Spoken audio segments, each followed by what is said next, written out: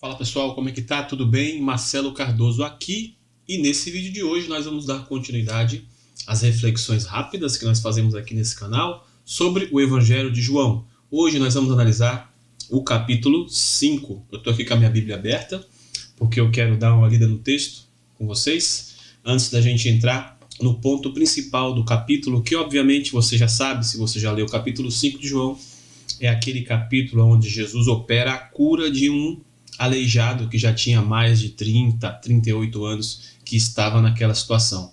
Vamos dar uma lida no pedacinho do texto para a gente entender sobre essa questão que é colocada pelo evangelista João no seu evangelho. Olha só o versículo 1 do capítulo 5. Passadas essas coisas, havia uma festa dos judeus e Jesus foi para Jerusalém. Existe ali, junto ao portão das ovelhas, um tanque chamado em hebraico Betesda, o qual tem 5 pórticos. Nestes jazia uma multidão de enfermos, cegos, coxos, paralíticos, esperando que a água se movesse, porque um anjo descia de tempos em tempos, agitando a água. E o primeiro a entrar no tanque, uma vez agitada a água, sarava de qualquer doença que tivesse. Estava ali um homem enfermo, havia 38 anos. Jesus, vendo ali deitado e sabendo que estava assim havia muito tempo, perguntou: você quer ser curado? O enfermo respondeu: Senhor, não tenho ninguém que me ponha no tanque quando a água é agitada. Quando eu tento entrar, outro enfermo chega antes de mim. Então Jesus lhe disse: levante-se, pegue o seu leito e ande. E imediatamente o homem se viu curado e, pegando o leito, começou a andar. E aquele dia era sábado.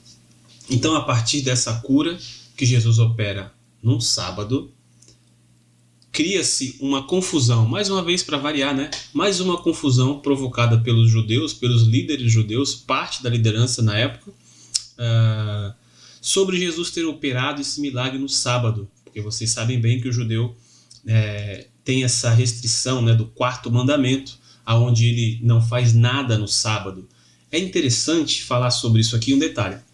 Se você ler o Antigo Testamento, você vai perceber que uma das causas, ou a principal causa pela qual o povo de Israel foi feito cativo várias vezes, né, pelo menos 2 ou 3 vezes, pelos assírios, depois pelos babilônicos e depois pelos medo e persas, eles foram feitos cativos por quê? Porque não obedeceram o 4º mandamento. Existe um texto que fala sobre isso, agora eu não me lembro de cabeça que é o endereço dele, mas existe sim essa questão de eles não terem obedecido à lei de Deus do descanso, por exemplo, né?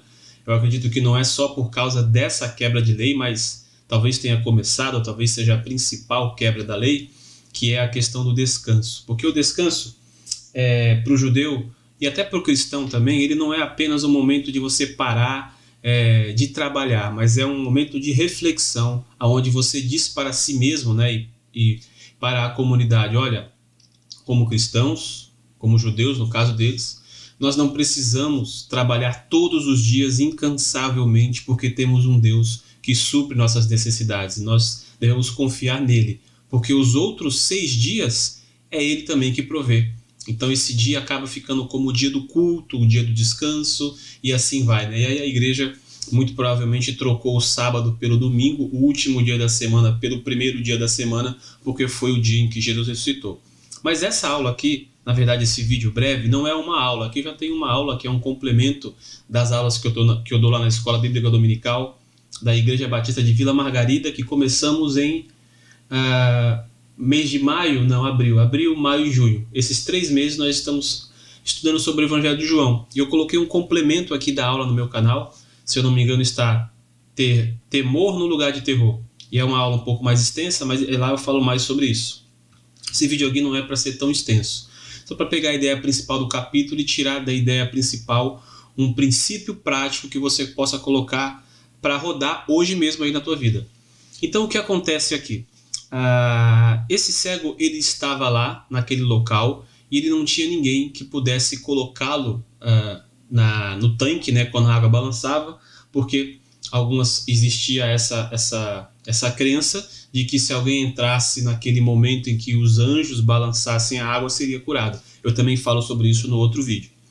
Mas a ideia aqui é o seguinte: a quebra do sábado acaba provocando uma discussão longa e extensa com os judeus na sequência do capítulo 5. Então, o que a gente aprende com isso aqui? Jesus é o Senhor do sábado, ele cura em qualquer momento, ele pode fazer o que quiser da maneira que ele quiser. A segunda coisa, ele pergunta para o enfermo se ele quer ser curado. E muitas vezes a gente acredita que mesmo que a gente tenha um bem para oferecer a alguém, a gente pensa que pode impor sobre essa pessoa o bem. E não é bem assim que funciona. Jesus mostra aqui que até mesmo para ser curado, até mesmo para receber essa cura de um vídeo, de um episódio da sua vida aonde ele necessita de fato dessa cura, Jesus ainda pede para ele a permissão. Olha, você quer ser curado? E aí Jesus oferece a cura, dá a cura a partir do momento que ele se coloca disposto a receber. Mas não antes de falar para Jesus, né? De Jesus fazer a pergunta e ele falar de certa forma que queria a cura. Então, mesmo que nós tenhamos algum bem para oferecer para alguém, é prudente que tentemos saber se a pessoa de fato quer.